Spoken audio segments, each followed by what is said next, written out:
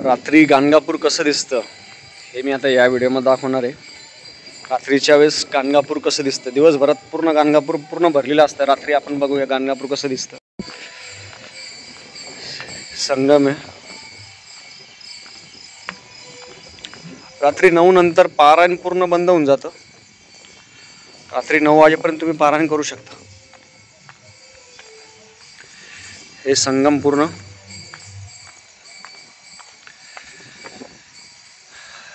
रात्री 9 वाजेपर्यंत तुम्ही पारायण करू शकता।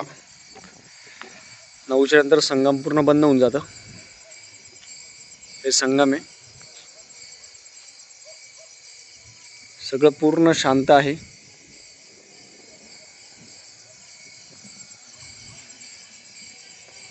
आणि तुम्ही आयुष्यात एकदा तरी गाणगापूरमध्ये संगमावर पारायण करायला पाहिजे। हे संगम आहे। आता आपण वरचा परिसर पाहूया, सगळा शांत परिसर आहे। रात्री गाणगापूर कसं दिसतं हे खूप जणांना असं वाटतं की रात्री कसं असतं, रात्री पूर्ण शांत असतं।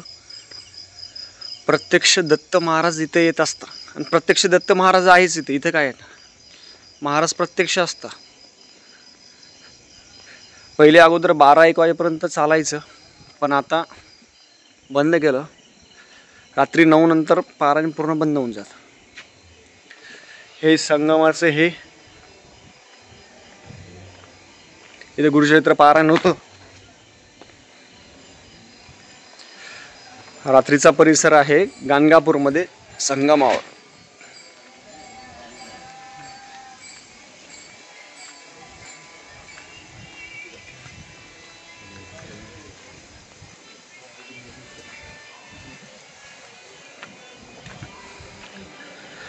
इथं पूर्ण गुरुचरित्र पारायण होतं।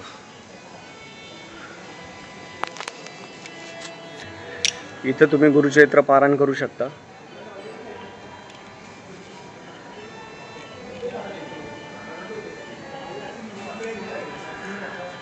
इथं तुम्ही 12 महिने 18 काळ गुरुचरित्र पारायण करू शकता। हे आता बंद आहे, रात्री 9 वाजता बंद होतं।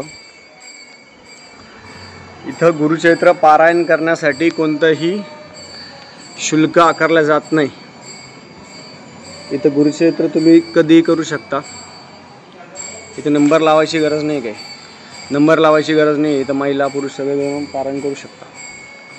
इथं आल्यानंतर तुम्ही पहिले बसायची जागा कुठं भेटेल कुठंही करा। हे रात्री 9 वाजता पूर्ण बंद होऊन जातं। रात्री 9 वाजता बंद होऊन जातं। तुम्ही इथं 1 दिवसाचं पारायण करू शकता, तुम्ही 7 दिवसाचं पारायण करू शकता, 3 दिवसाचं गुरुचरित्र पारायण करू शकता। हे रात्री 9 वाजता बंद होतं। आयुष्यात एकदा तरी तुम्ही संगमावर गुरुचरित्र पारायण करायला पाहिजे। हे औदुंबराचं झाड आहे, इथं प्रत्यक्ष दत्त महाराज असतात। आणि गाणगापूरमध्ये पारायण का बरं करायचं गाणगापूरमध्ये? अहो प्रत्यक्ष दत्त महाराज इथे असतात, आहेच। म्हणून आयुष्यात एकदा तरी माणसाने तुम्ही घरी 11 पारायण करा, 50 पारायण करा, काही पण तुम्ही गाणगापूरमध्ये पारायण केलं ना त्याची एनर्जी म्हणजे खूप आहे। आणि प्रत्यक्ष महाराज बसलेले आहे समोर, त्याच्या औदुंबराचं तिथं खाली महाराजांचं आहे, तिथं महाराज बसलेले आहे आणि तिथं बसून आपण पारायण करतोय। ती शक्ती खूप प्रचंड आहे। दिवसा हे पूर्ण गजबजलेलं असतं, दिवसा हे पूर्ण गजबजलेलं असतं, रात्री पूर्ण रिकामं असतं। रात्री 9 वाजता पूर्ण बंद होऊन जातं।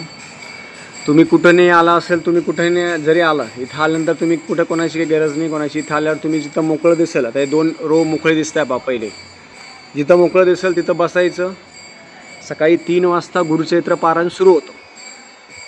मग आता इथं आल्यावर राहायचं कुठं, जेवण कुठं करायचं तसं सांगतो। सगळ्यात पहिले तुम्ही गाणगापूरमध्ये आल्यानंतर हा व्हिडिओ पहिले पूर्ण लक्ष देऊन ऐका। सगळ्यात पहिले तुम्ही गाणगापूरमध्ये आल्यानंतर संगमावर जायचं। हे जे संगम दाखवलं मी तुम्हाला, तिथं संगमावर जायचं, तिथं आंघोळ करायची, इथं यायचं, इथं 11 प्रदक्षिणा करायच्या। प्रदक्षिणा झाल्यानंतर मग तुम्ही मठाकडे जायचं। मठाचा पण मी व्हिडिओ याच्यामध्ये टाकून देईन। मठामध्ये जायचं, महाराजांचं दर्शन घ्यायचं। इथं आल्यानंतर इथं तुम्ही पोथी ठेवू शकता, पोथी असेल गुरुचरित्राचे, महिला पण गुरुचरित्र करू शकता। आता 11:15 वाजता आहे, 11:15 वाजता व्हिडिओ करतोय मी तुमच्यासाठी, कारण की माझी अशी इच्छा आहे की खूप जणांनी गुरुक्षेत्र पारायण इथं संगमावर करायला पाहिजे. खूप जणांनी, खूप इच्छा आहे माझी. तर सगळ्यात पहिली इथं आल्यानंतर आपण काय काय आणायचं सोबत? तेलाचा दिवा आणा, तुपाचा दिवा आणा, आपली पोथी आणा, आपलं आसन आणा, आपली जपमाळ आणा आणि हे करून पारायणाला संकल्प करून पारायणाला बसायचं. हे झालं पहिला दिवस. तुम्ही म्हणणार कुठं राहायचं? तुम्ही याच्या बाजूला पण भरपूर रूम आहे, भरपूर रूम अवेलेबल आहे, त्यामुळे रूमाचा काही प्रॉब्लेम नाही आहे. रूम भरपूर आहे, खूप रूम आहे, रूमाचा काही प्रॉब्लेम नाही. खायचं काय, जेवण काय करायचं? तर तुम्ही इथं गुरुक्षेत्र पारायण जे करत असाल ना, तर तुम्ही इथं माधुकरी असते दुपारी 12 वाजता, संध्याकाळी असते. आरती ही मठामध्ये दुपारी 12 वाजता आरती असते, संध्याकाळी 8 वाजता पालखी असते, आरती असते. मग गाणगापूरमध्ये सकाळी तुम्ही पारायण केलं, वाचलं. वाचन केल्यानंतर काय होतं, आपण वाचन केल्यानंतर मग तर प्रसाद कुठे घ्यायचा? प्रसाद तुम्ही जो बाहेर असेल तो प्रसाद खाऊ शकता. तो महाराजांचं जाणणं आहे ते झाल्यानंतर तुम्ही रात्री विष्णू सहस्रनाम वाचायचं, रात्री आरतीला जायचं. आता गाणगापूरमध्ये इथं काय होतं, जेव्हा आपण तिथं बसतो तर खूप जण काय करता, प्रसाद असेल, केळी असेल, हे असेल सगळं वाटतं. तर तो प्रसाद दत्त महाराज आपल्यासाठी ठेवत असतात, लक्षात ठेवा. दत्त महाराज तो प्रसाद आपल्यासाठी ठेवत असतात. तो प्रसाद खायचा. इथं तुम्ही काय काय वाटू शकता? इथं तुम्ही बेसनाचे लाडू असेल, खारे शेंगदाणे असेल, काही गोष्टी तुम्ही वाटू शकता. इथं बंधन नाही काही वाटायला, काही वाटू शकता. इथं अन्नदान केलेलं खूप श्रेष्ठ दान आहे. नाही तर दुसऱ्या दिवशी तुम्ही मधुकरी मानून मधुकरी हे करून पण करू शकता, काही प्रॉब्लेम नाही. इथं आल्यानंतर ना ती एक प्रकारची एनर्जी असते, खूप एनर्जी असते, खूप एनर्जी असते. ते झाल्यानंतर तुम्ही इथं 3 दिवसाचं गुरुक्षेत्र पारायण करा. 3 दिवसाचं करा, 1 दिवसाचं करा, किती करा, काही प्रॉब्लेम नाही. हे केल्यानंतर तुम्ही आरतीला जायचं. 3 टाईम आरती जितके वेळेस असेल तेव्हा 3 टाईम आरतीला जायचं. सवळ्यामध्ये पारायण करायचं. पारायण काळात कोणाशी बोलायचं नाही. पारायण काळामध्ये शांत राहायचं. आता इथं आल्यावर बुकिंग करायची का? काही गरज नाही बुकिंग करायची. तुम्ही इथं सरळ आलं, जे मोकळं दिसेल तिथं पूजा मांडून डायरेक्ट बसू शकता. नारळ ठेवायचं का? काही गरज नाही. तुम्ही नॉर्मल ठेवलं, नारळ ठेवलं तरी चालेल, नाही ठेवलं तरी चालेल, काही प्रॉब्लेम नाही. यायचं, छानपैकी पारायण करायचं. पारायण करताना आजूबाजू खूप गोंधळ असेल, असू द्या. मन शांत ठेवून दत्त महाराजांचं पारायण आहे ते आपण मनापासून करायला पाहिजे. तुम्ही इथं कोणकोणते पारायण करू शकता? तुम्ही इथे नवनाथ पारायण करू शकता, गुरुचैत्र पारायण करू शकता, संक्षिप्त गुरुचैत्र, स्वामीचरित्र, दुर्गा सप्तशती, भागवत, तुम्ही इथं सगळं करू शकता. तुम्ही इथं नामस्मरणाला खूप महत्त्व आहे. इथं तुम्ही औदुंबराला प्रदक्षिणा करू शकता.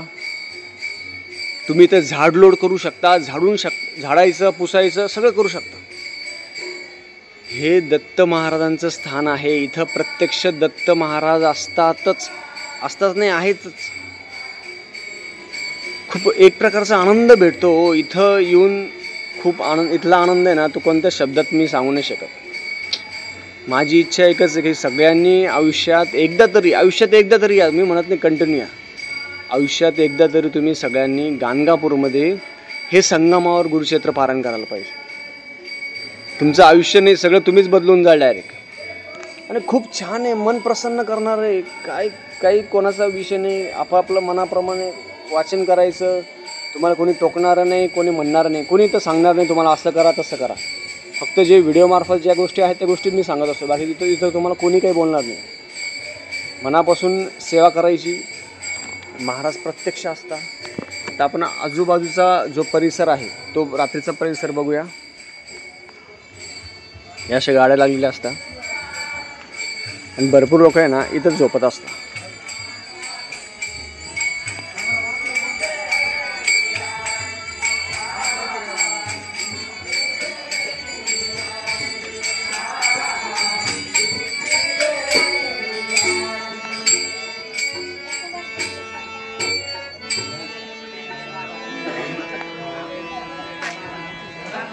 इथं पण लोक झोपत असतात. इथं गुरुक्षेत्र पारायण तुम्ही कधीही करू शकता. 12 महिने 18 काळ इथे तुम्हाला कोणी बोलणार नाही, कोणी म्हणणार नाही. कधी येऊन तुम्ही इथं गुरुक्षेत्र पारायण करू शकता, काही प्रॉब्लेम नाही आहे. आयुष्यात एकदा जरी गुरुक्षेत्र पारायण करायचं, 1 दिवसाचं करा, 3 दिवसाचं करा. 1 दिवसाचं वाचायचं असेल तर तुम्हाला समजा 1 दिवसाचं गुरुक्षेत्र पारायण करायचं, 1 दिवसाचं तुम्हाला गुरुक्षेत्र पारायण करायचं असेल तर मग तुम्ही सकाळी वाचू शकता, पूर्ण अध्याय वाचायचे. 3 दिवसाचं करायचं असेल तर तुम्ही पहिल्या दिवशी 1 ते 22 अध्याय, दुसऱ्या दिवशी 23 ते 33 आणि तिसऱ्या दिवशी 34 ते 53 अध्याय घ्यायचे. एवढा अध्याय घेऊन आपण वाचू शकता. इथं अशा रात्रीचे भजन असतात.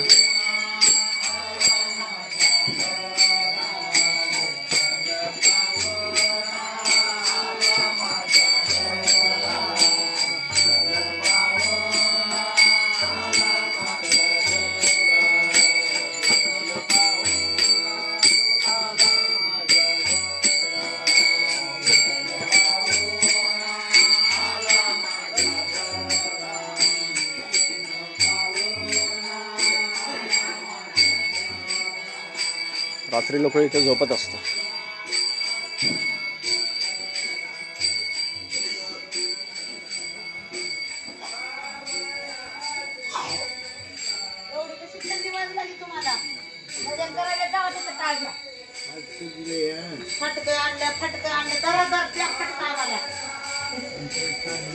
हे मंदिर आहे.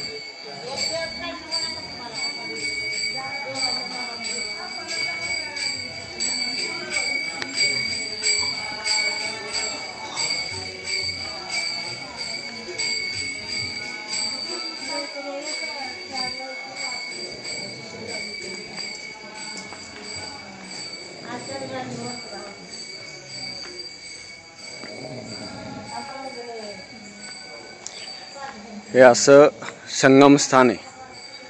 हे रात्रीचं संगमस्थान आहे. रात्री पूर्ण शांत असतं, दिवसा पूर्ण गजबजलेलं असतं. हे महादेवाचं मंदिर आहे. आणि रूम आहे ना, रूम कुठे घ्यायची खूप जण आहे. तर संगमाजवळ भरपूर रूम आहे. संगमाजवळच्या रूममध्ये तुम्ही प्रत्येकाने रूम घेऊ शकता. संगमाजवळ कुठं पण.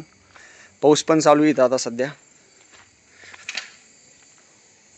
हा तुमच्यासाठी व्हिडिओ होता खास गाणगापूरमध्ये रात्री 9 नंतर काय होतं.